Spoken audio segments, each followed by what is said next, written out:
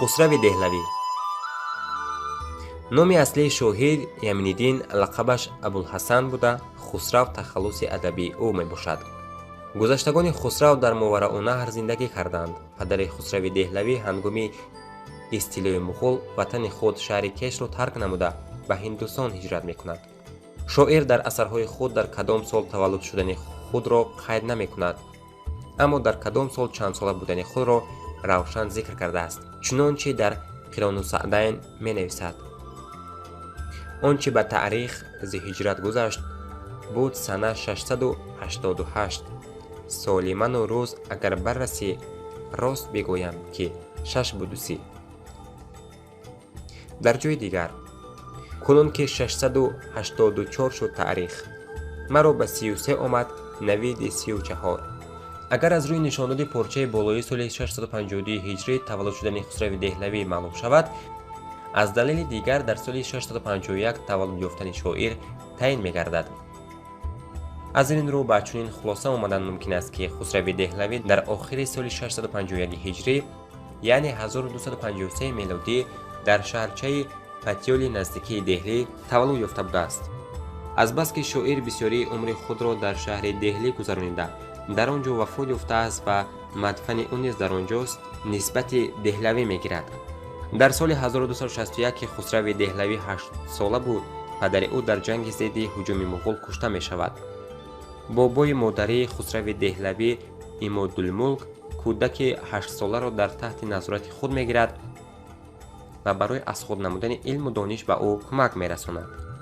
дар байни солҳои 1276-1278 Хусрави Деҳлавӣ ба дарбор кашида мешавад ва пас аз ин зиндагии дарбории шоир сар мешавад. соли 1279 дар баробари Туғрал ки ҳокими Бангола буд хизмат карда, баъд аз ин шоиру писари калонии Ғиёсуддин Балбанд Султон Муҳаммадхон ки ҳокими Мултон буд ба дарбори худ талабид. дар ин ҷо Хусрави Деҳлавӣ дар муддати 5 сол хизмат мекунад. баъди вафоти Ғиёсуддин Балбанд, Муизиддин Қайқубод ба тахти салтанат баромада Хусравро ба дарбори худ даъват мекунад.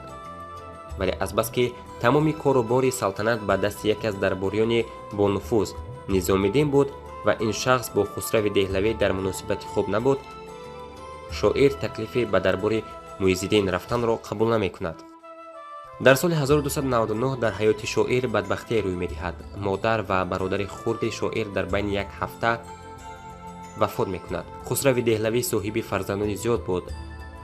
аз рӯи гуфтаҳои худи ӯ маълум мешавад ки вай як духтар Афифа ё худ Мастура ва 5 писар Масъуд, Хизр, Рукниддин, Айниддин, Малик, Аҳмад ва Муҳаммад доштааст ки аз байни онҳо Малик Аҳмад дар замони худ ҳамчун шахси бо фазлу адаб ном бароварда буд. Хусрави Деҳлавӣ 18 шавволи 725 ҳиҷрӣ 27 сентябри соли 1325 вафот мекунад ва ӯро дар назди қабри Низомиддин ба хок месупоранд. Хусрав яке аз пурмаҳсултарин шоиронест ки қувваи эҷодии худро қариб дар ҳамаи намудҳои шеърии замони худ санҷида, чӣ дар назм ва чӣ дар наср асарҳои зиёде навиштааст. қисми асосии мероси адабии Хусрав ба забони форсист. инчунин ба забонҳои урду ва ҳиндӣ низ асар навишта будааст. шоир 24 сентябри соли 1253 дар канори руди муқаддаси Ганг дар шаҳри Патёле ки 300 километр дуртар аз Деҳлӣ ҷойгир буд, ба дунё омадааст. модари ӯ Давлатноз ном дошт. шоир 27 сентябри соли 1325 вафот кардааст.